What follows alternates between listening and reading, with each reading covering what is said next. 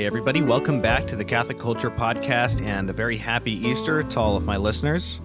I'm here today with perhaps a shorter interview than usual, but to talk about, I guess you could call it a human interest story in the church.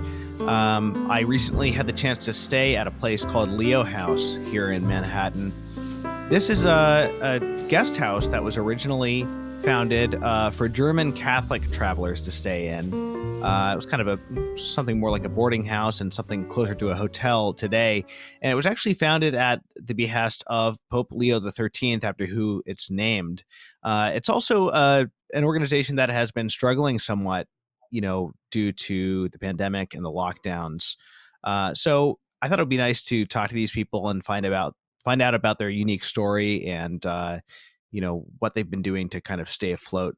Before we jump into the episode, though, I want to tell you about Catholic Culture's Easter Challenge campaign. CatholicCulture.org is funded almost entirely by user donations. That means everything from our articles on commentary, news, liturgical year stuff on the website, as well as our podcasts and videos. All of those are maintained basically by your generosity. So during this Easter season, we're running a fundraising campaign in which a few of our key donors have generously offered us a $50,000 matching grant. If you, our listeners and readers, can collectively scrounge up $50,000, that amount will be matched by these donors. This fundraising is essential to keep our work going. And by the way, the podcasts really tend to cost a lot more money to make than they take in by way of donation. So I would love to have some of our podcast listeners and YouTube audience get more involved in supporting our work. So to do that, you can go on over to catholicculture.org/donate/audio, and your donation will be earmarked specifically for our audio and video content, actually. Basically all of our podcasts. If now's not the right time for you to make a contribution, then please at least throw us some prayers, and we'll be very grateful for that. All right, now to the show. I have here with me the chairman and president of Leo House, Michael Coneys. Welcome, Michael. Hi, how are you today? I'm doing well, thanks. Leo House is would it be accurate to say that it started as something more akin to a boarding house? Our full corporate name is Leo House for German Catholic Emigrants, and it was started in 1889 with the authorization and partial funding from Pope Leo XIII to welcome German Catholic immigrants to the United States. We were originally located on State Street, right across the street from what is today the Battery Park. In those days, you still have the Castle Garden building is still in Battery Park. And that was the predecessor to Ellis Island. All immigrants to the United States came through Castle Garden, and the Leo House was directly across the street. And the original people, the entire staff of the Leo House was all either clergy or religious sisters. And the congregation of St. Agnes has been with us since the very beginning, since 1889. And it was founded by Peter Paul Cahensley, who was a German-American businessman who he wanted to make sure that, because German Catholics didn't speak English when they were coming over here, that they would be able to find a place that would help them acclimate to life in the United States. And so the Leo House provided, yes, you could stay at the Leo House, but we also provided job references and language lessons and contacts with people German-American Catholics who were already well established here in New York. At the time, there was a very large German Catholic population, particularly in the Yorkville neighborhood in Manhattan. And so you had a large German Catholic presence particularly in Manhattan. And That mission changed over the years, and particularly over the course of two world wars uh, between the United States and Germany. And uh, today we are a Catholic guest house. We have 81 hotel style rooms. Um, I have with me Ashley Bryant, and I'm going to refer one or two questions to her to make sure that I'm being accurate. Um, Ashley, what was it? Roughly about 1/3 of our rooms have the bath down the hall. Correct. Yes. Okay. 2/3 of our room, you have an ensuite bathroom. The bathroom is actually in the room itself. In the 1/3 of the rooms, you have a sink in the room and you have a water closet. But if you want to take a bath, you go down the hall, which is the old European style. And since 60% of our travelers pre-pandemic are from overseas and a very large number from Europe, that's still to them where the pension is quite a common and bed and breakfast style lodging is very common in Europe. The idea of taking the bath or a shower down the hall is still quite common. We're slowly renovating as time goes by. We're renovating room by room by room. And most of our 8th floor is completely modernized now so that everything is, the full ensuite bathroom. The pandemic has really hit the entire um, uh, hospitality industry in the 5 boroughs and the whole New York City metropolitan area, and because New York City is a pre-pandemic and post-pandemic will go back to being a major attraction for travelers coming from all over the world. Do you find that any Germans come to stay specifically because of the German Catholic history here? I don't know. We don't really advertise that so much. What we advertise is the fact that we're Catholic. We have a full-time priest, chaplain, Father Eddie Conway, who is a Capuchin Franciscan. We have the Sisters of St. Agnes on staff. We have a Catholic chapel with Mass celebrated most days, if not by Father Eddie. We frequently have guest priests in the house who are always invited to say Mass if they want to. And so we have, I should say pre-pandemic, we have Mass almost 7 days a week here at the Leo House.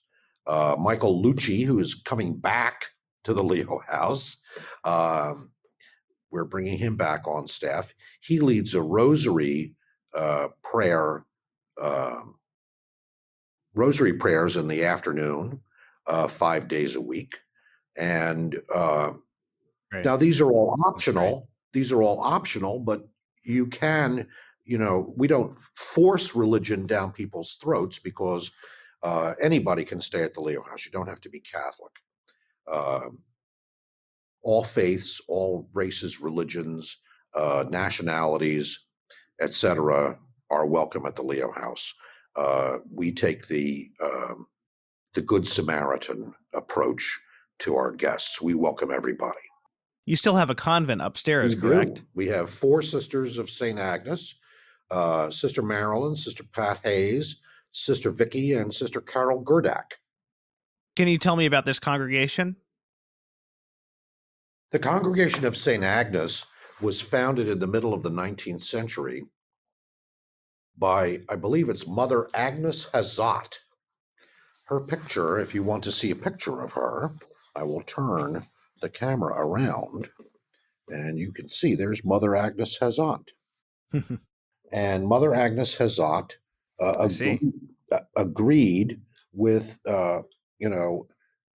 when one of our founders, Mr. Schickel, wrote to her and asked if she would send a group of sisters to help run the Leo House. She said yes. And so until I would say the mid 1980s, almost the entire staff was religious sisters.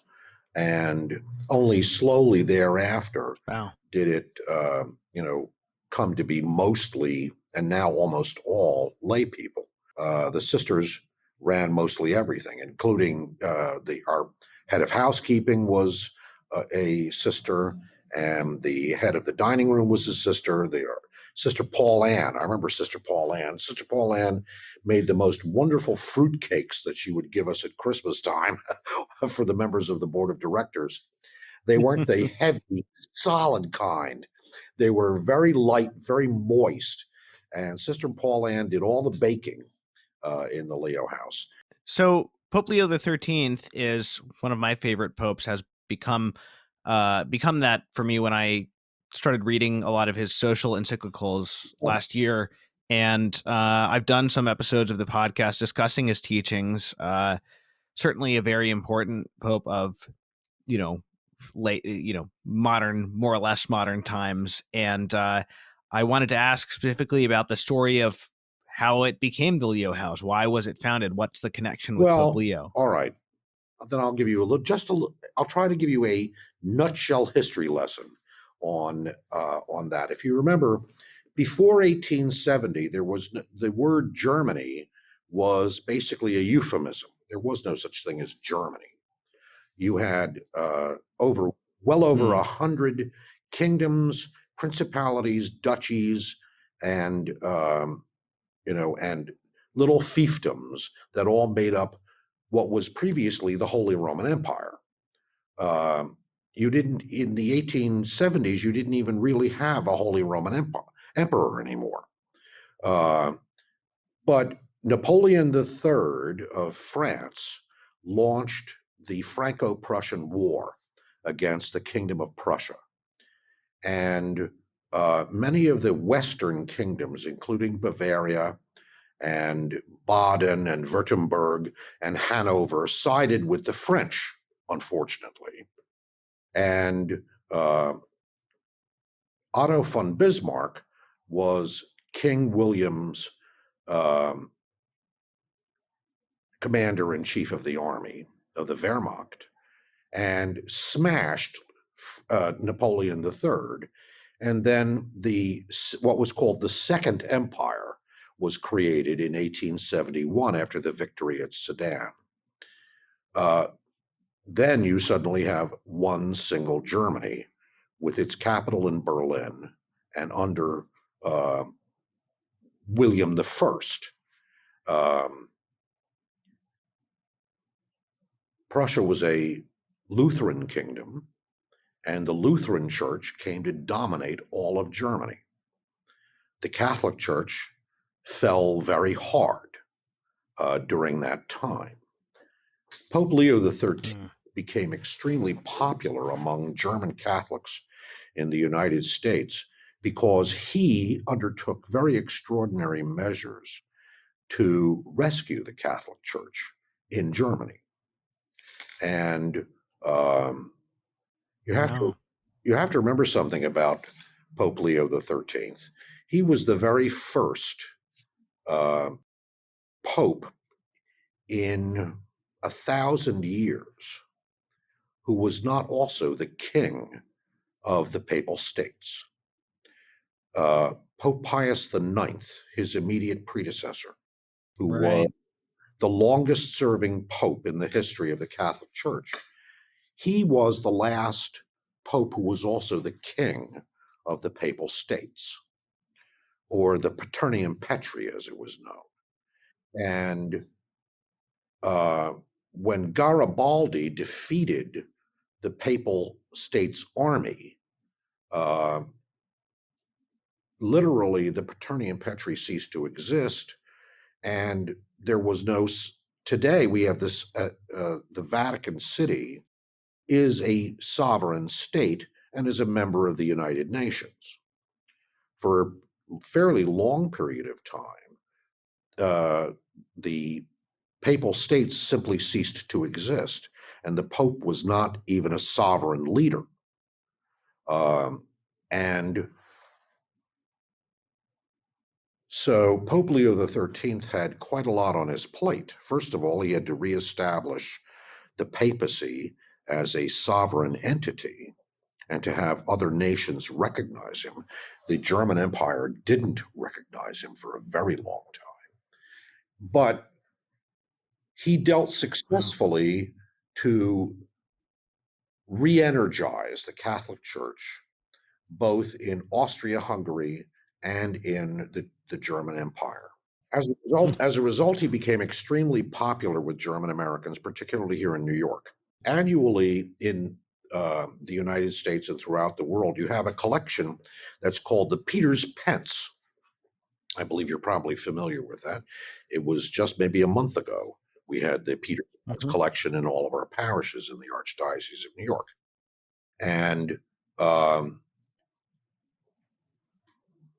Peter Paul Hensley and a group of other people started that concept and raised a purse of $50,000 in the middle of the 1880s, which doesn't sound like a lot of money today.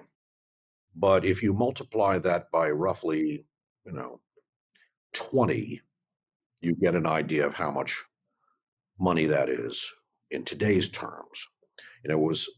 Would be like raising maybe $10 million in today's money.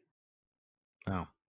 Hensley and a group of German American business people went to Rome to give this money to Pope Leo XIII to encourage him. Pope Leo turned around and handed the money back to them and said, what I want you to do is I want you to find, in order to help Germans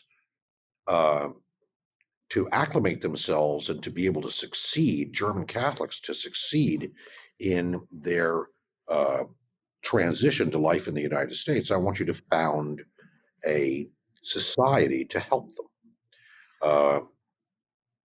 Peter Paul Hensley had already created what's called the St Raphael Society, named after the Archangel Raphael. He's among many things, the Archangel Raphael is the patron saint of travelers, and particularly pilgrims. If you read the book of Tobit, of course, the Archangel Raphael leads Tobias on his journey, on a major journey of his early life. And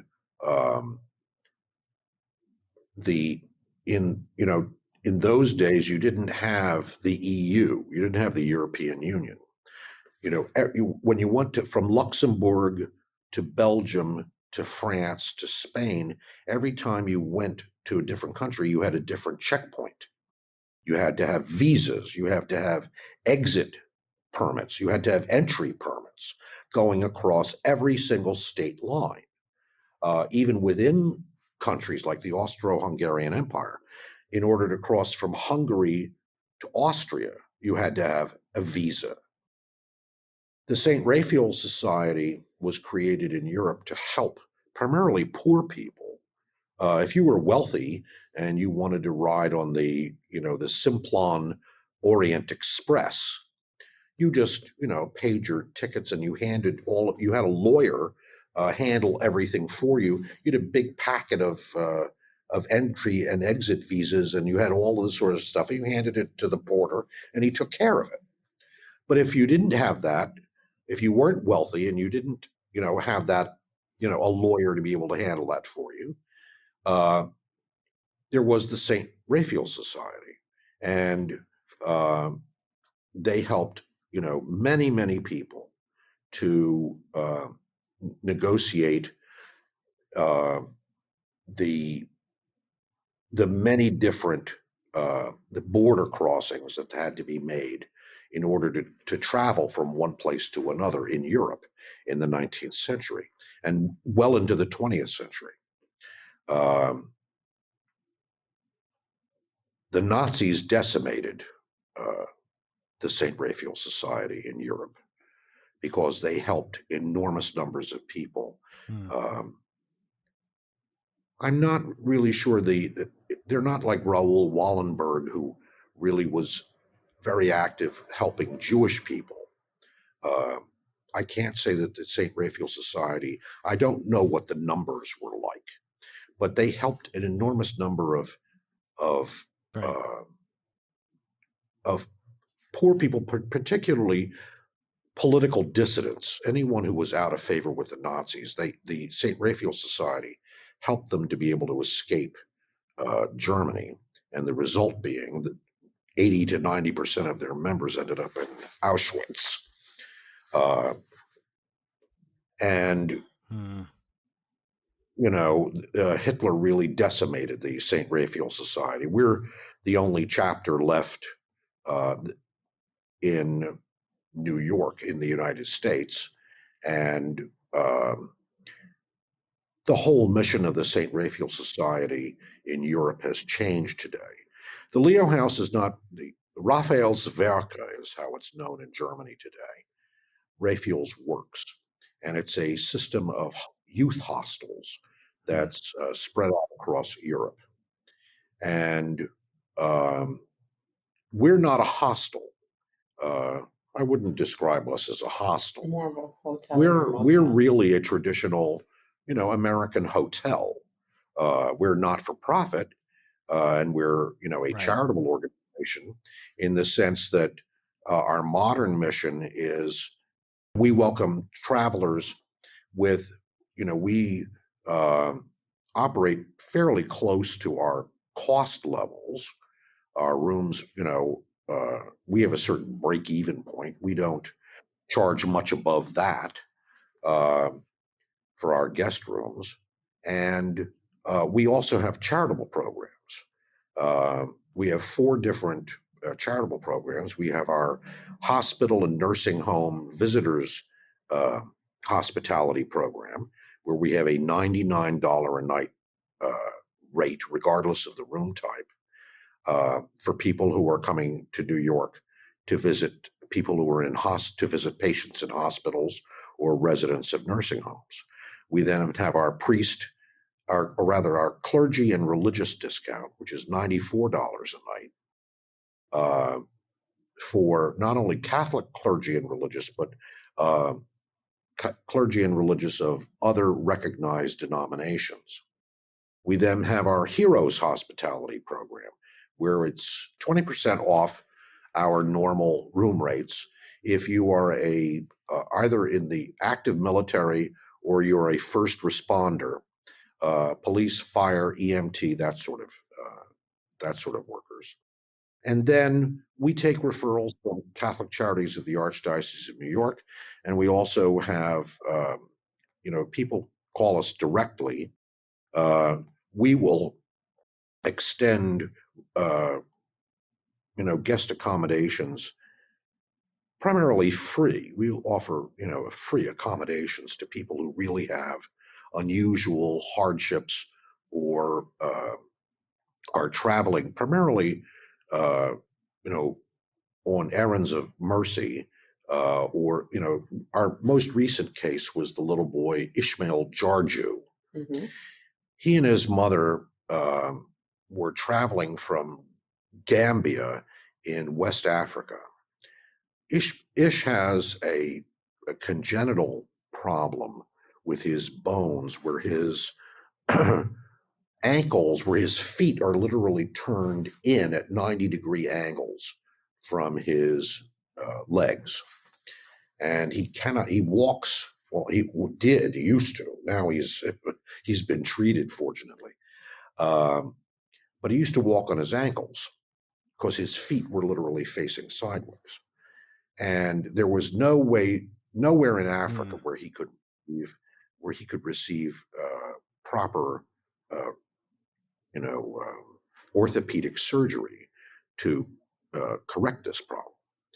So a group of people got together to fund his travel, his and his mother's traveling expenses. And when they got here to New York, we put them up for free. We also paid them.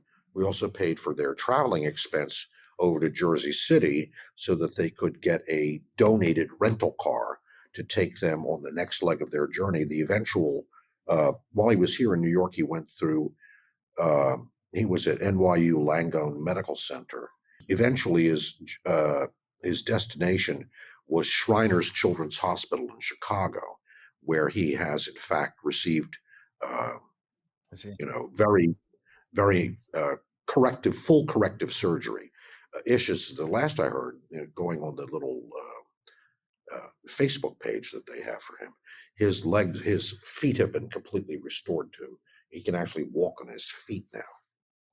Wow. So I mean that sort of thing. In other words, where people come to us and they really have their hard luck stories. We're perfectly happy, and that's my job as chairman and president, is to go out and raise the money uh, through donations and grants and that sort of thing to help pay for our charitable programs. Thank you for sharing all that fascinating history about the German Catholic experience. That's something I'm not too familiar with. I'm actually the descendant of German immigrants on both sides of my family, on both of my grandfather's sides, but not Catholic German. So the Catholicism comes through my grandmother's. But my mother's father came as a child between the two world wars, and then a more distant ancestor on my father's side came right before the Civil War, from Turingen, and moved to Louisville, Kentucky, and fought in the Civil War for the Union. And he actually looks a lot like me. We have a photo of him. But so I've always been fascinated by this. But I knew very little about the German Catholic experience. I'm actually, my earliest ancestors in the 16th century were a line of Lutheran Oh, pastors. okay. So it really Well, it's been Lutheran for quite a while on that side of the well, that's family. exactly the same with my German ancestors. My German ancestors were from Württemberg, which is the capital of which is Stuttgart. Hmm, And today, and it used to be the Kingdom of Württemberg, right. and today it's combined with Baden to be the state of Baden-Württemberg in the very southwestern part of modern Germany. And they came over in 1799, and they were Presbyterians. So they weren't Lutherans either.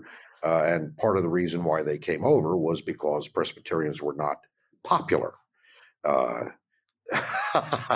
in Germany Hmm. at that point. So, but the no, I know exactly what you mean. All my German ancestors are all Protestants too. So, I had the pleasure of staying at Leo House, and I thank you for allowing me to do that. The dining room and the common spaces are very attractive in their interior design and their furnishings, and also the art. You have art throughout a number of the common spaces, and then some of the hallways as well. Can you tell us about the kind of art program that you have going on?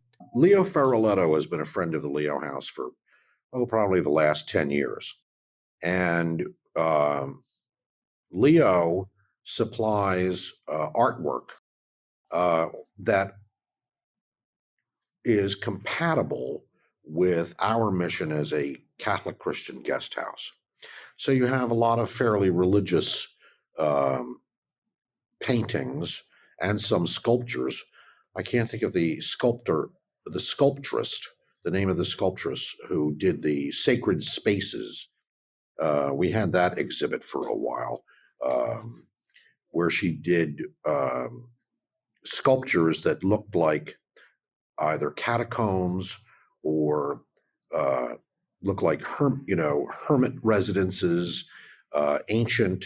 Uh, Hmm, in other words, it was a whole series of sculptures that looked like places where you could go and pray, and they were very. That was a very beautiful. That has ended, right. but Leo brings in a lot of. He operates a gallery. Two actually. He has a pop-up gallery now in Washington D.C. Six Summit Yes. Gallery Yeah. is the name of the gallery. if you want to look it up on Google. And he has a location in Connecticut, and he's a pop-up location in Washington, D.C. right now. I also wanted to ask about the stained glass that you have in a couple of different parts of the building. Yes, well, we have our Silver Jubilee stained glass window, 1889 to 1914, celebrated our 25th anniversary. And it's a beautiful stained glass depiction of the Archangel Raphael leading Tobias. And in the right-hand panel, you see a representation of German Catholics as they're departing from the mother country. And in the left-hand side, you see them being welcomed. They're departing with the help of the Catholic Church from the old country, and they're arriving in the new country in America, again, with the help of the Catholic Church in the form of the Leo House. And at the base of the picture, underneath the representation of the Archangel Raphael, is the heraldic symbol for Pope Leo XIII, and the name of Leo XIII under that. In our chapel, we also have some lovely stained glass. We have lovely stained glass. Those are all antique, and we've been very, very careful to, we've gotten donations to have them restored. And our chapel is completely renovated and is quite active. The Sisters of St. Agnes really do use that a fair amount, because that's where they conduct all of their liturgies and their group prayer sessions. So you have had a number of famous Catholics stay at the Leo House. Most prominently, Mother Teresa. Can you tell us about her stay?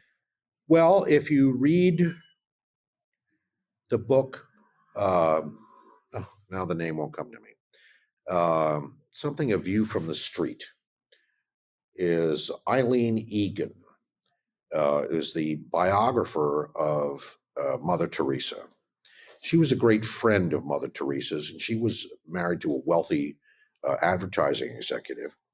And she traveled with Mother Teresa and helped her in her fundraising, and was a companion of hers, companion of Mother Teresa's for well over 20 years. And on one particular trip from Europe to the United States, they came into New York. And the story that we had, she didn't fully describe it in the book, but she describes coming to the Leo House in the book. And it was in November of 1960. It was November 7th, 1960. November 7th, 1960. And the story that we know in the Leo House from the congregation of St. Agnes, who were here to receive them, was that when they got to Kennedy Airport, which was not called Kennedy Airport in those days, it was called Idlewild. But when they got to the old Idlewild airport, their reservations had fallen through because they arrived too late. And so their room had been given away to somebody else. So they were in a quandary as to where to go. Then they got into a taxi. They got into a taxi, and they asked the taxi driver, they told the taxi driver who they were and what they were looking for. And the taxi driver says, "I know just the place for you." And he took them to the Leo House. So it was kismet. It was not planned at all. It's completely unplanned that they were going to come to the Leo House. And so Mother Teresa and Eileen Egan both stayed at the Leo House. Mother Teresa stayed in room 409, which is now the Saint Mother Teresa of Kolkata room. We've had that dedicated. And Wow. what was interesting, synergy, and quite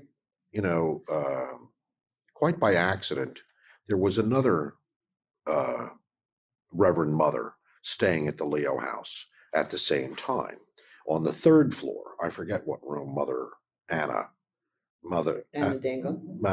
Dangle was staying in, but it was on the third floor. We have now the Mother Anna Dangle room as well.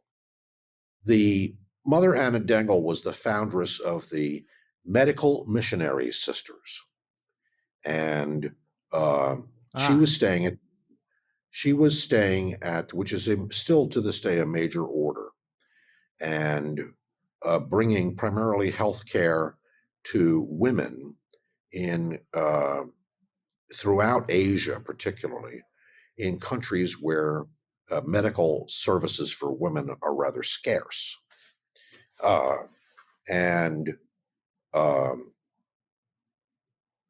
So Mother Anna Dangle was staying at the Leo House at the same time.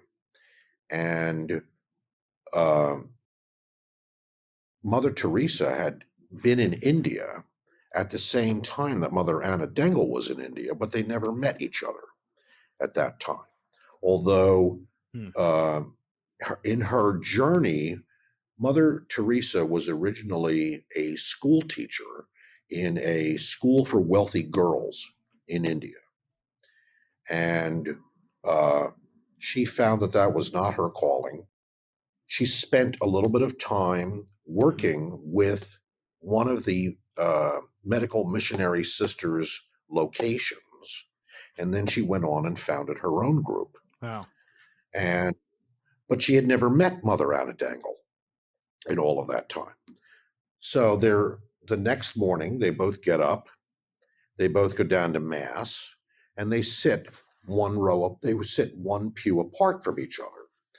And as they're leaving Mass to go to breakfast, Mother Teresa introduces herself and asks who, this other sister is. And she says, "Oh, my name is Mother Anna Dangle."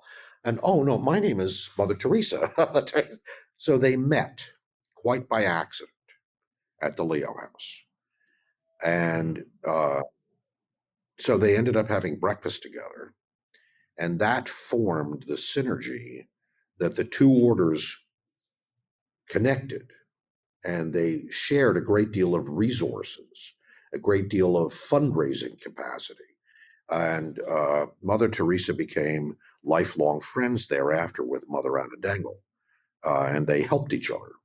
Wow. So, the Holy Spirit was guiding Mother Teresa into that taxi. Definitely was. So that's amazing. That's how Mother Teresa got to the Leo House. Wow. And also, you have Mother Dolores Hart. Yes, correct? that's cool. Associated with Mother the Leo Dolores House. Hart has become a wonderful friend of the Leo House. Mother Dolores Hart was in the late 50s and early 60s, was a very successful actress for primarily Columbia Pictures. And one of my favorite pictures with her is where she plays Mother Clare, actually Saint Clare, in Francis of Assisi, the motion picture with Bradford Dillman, the late actor Bradford Dillman, as the title character, St. Francis of Assisi. And Dolores Hart plays St. Clare, who, of course, joins with St. Francis of Assisi and forms the companion order, the Poor Clares, and that motion picture. Her first motion picture was called Loving You, and she was the love interest for Elvis Presley, and that was his first picture. It was also her first major. Wow. Her first major picture. And she was in another, I forget the name of the other picture she was in with him. And he was her first on-screen kiss too, wasn't That's he? right. She was And his. Elvis was Mother Dolores's first on-screen kiss. So she's known as the nun who kissed Elvis. And so Wow. we have given Mother Dolores. The pandemic has had quite an impact on fundraising for us. We'd been doing an annual fundraising dinner gala at the the Yale Club, and Mother Dolores. We have the Pope Leo XIII award that we give out to every year for a major. It doesn't have to be a clergy person. It can be a lay brother or a religious sister who has a major impact on Catholic Christian life as a result of their work. And I've always believed in, posthumous awards are very nice, but it's much better to give a person an award while they're living to encourage them, to say, here's a group of people, who really thinks you're doing a good job. Keep up the good work. And our third award was to Mother Dolores. And so we've had a hiatus of 1 year. Pardon? No. Okay. We've had a hiatus of 1 year because doing a virtual dinner gala is there's a big learning curve. And we're still learning how to do that. I know a number of other organizations that are doing successfully fundraising galas online, but we need to learn how to. Our donor base is very different from the other organizations that I know. We don't have a lot of corporations. We don't have big banks here at the Leo House that fund a lot of our activities.